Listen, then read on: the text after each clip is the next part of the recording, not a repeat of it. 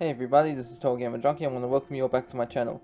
So before this video starts, I just want to say I actually made a mistake with that Life is Strange free leak video. What I mean by that is Dr. Daniel wasn't the only one who helped me with that. It was also another person, a subscriber called AmberAnk2000, but I didn't know that she helped with it, so I just want to apologize to you, Amber. I didn't know about that. And if I'd known, I would have, of course, added you in the video. Like, whenever I get sources or information, I make sure to name the person who gave me this information, like I'm going to be doing in this video. So, on my video where I talked about the possibility of Life is Strange 3 apparently being leaked, I received a comment from someone called Solid Snake, and they put, "Hey man, I found a video that could be related to this. It's Deck 9 talking about motion capture, and they say they would rather work on an established IP from a publisher than pitch their own IP because it guarantees work for their company to work on an existing franchise.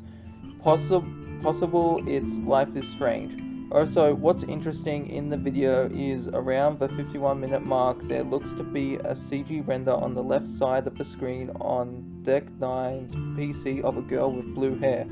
Who could that be? It's hard to see, so I can't be 100% sure. Anyway, here's the video. So he left me a link, and I'm going to leave this link in my description below so you can have a look at it. If the link doesn't work, the video is called Introduction to Motion Capture on Colorado Office of Film, Television, and Media YouTube channel.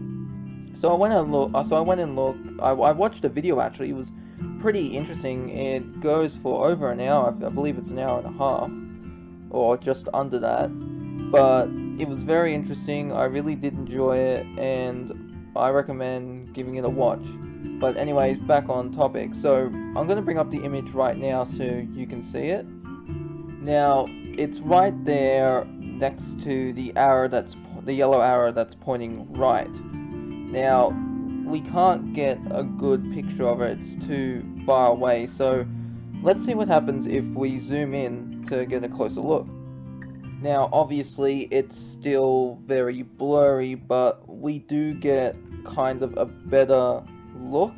So we can see the person has blue hair, we can see the clothes that they're wearing, it looks like a shirt with a jacket, and the silhouette does match Chloe's in a way. So if you were to compare this to other photos of her in the game and just pictures of her in general standing far away, if you were like to compare it, I can make that comparison. So it could very well be Chloe, and I'm not saying it's not possible, but really it's up to Square Enix, because Dotnote said if Square Enix wants them to make another game, then they can make another game, and it's up to them if they want that game to focus on Max and Chloe.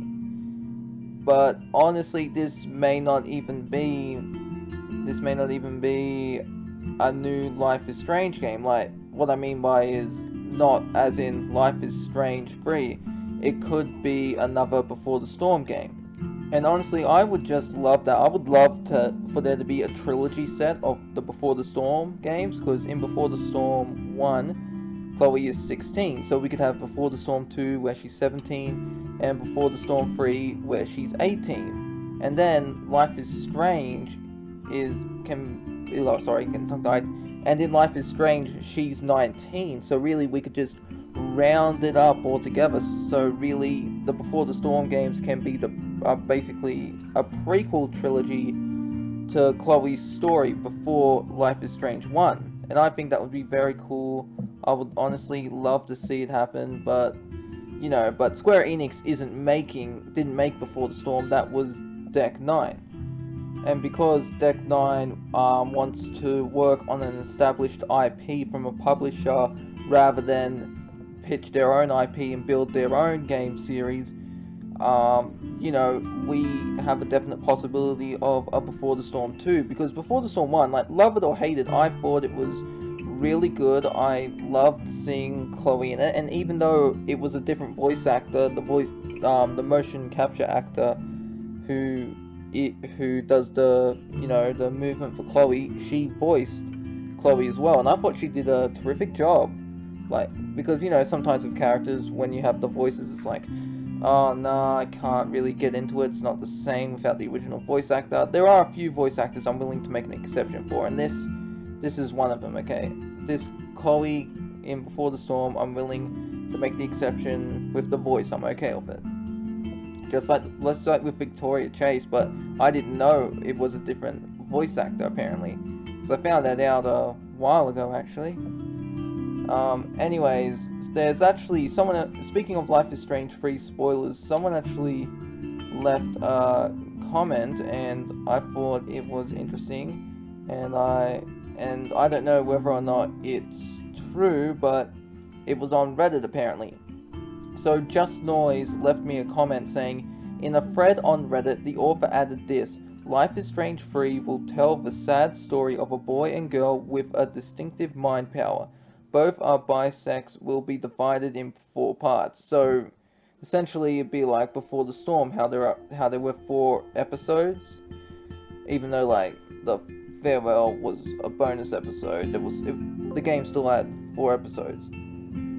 So obviously I can say right now 100% certainty that Life is Strange 3 is the character in Life is Strange 3 is going to be a bisexual, because Max is bisexual and so is Sean. And obviously that this wasn't added in Captain Spirit because Chris is just a kid.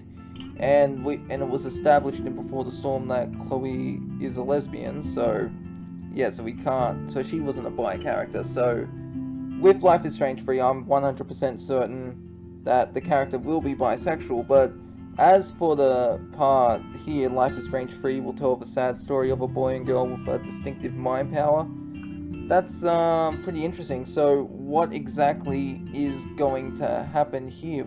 So if it's going to tell the sad story of a boy and girl, does that mean we will be switching back and forth between characters?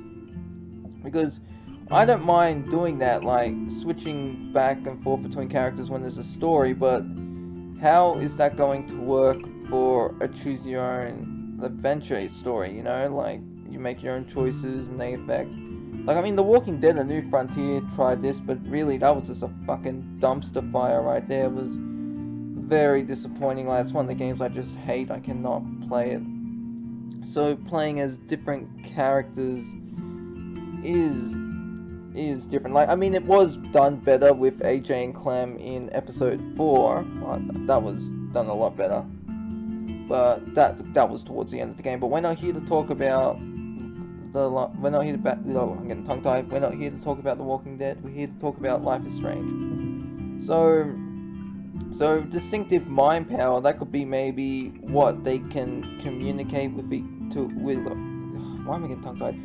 I think this means they can communicate with each other, you know, telekinesis with their mind. That would be pretty interesting. But it says with a distinctive mind power, so the power, they have the same power and it's distinctive. So I assume it's telekinesis, but it could be something else. But you know, this leak may or may not be real. I'm not sure. So anyways, that's really all I wanted to cover in this video. Let me know what your thoughts are in the comments below, and I'll see you in the next video. This is TotalGamerJunkie, signing off.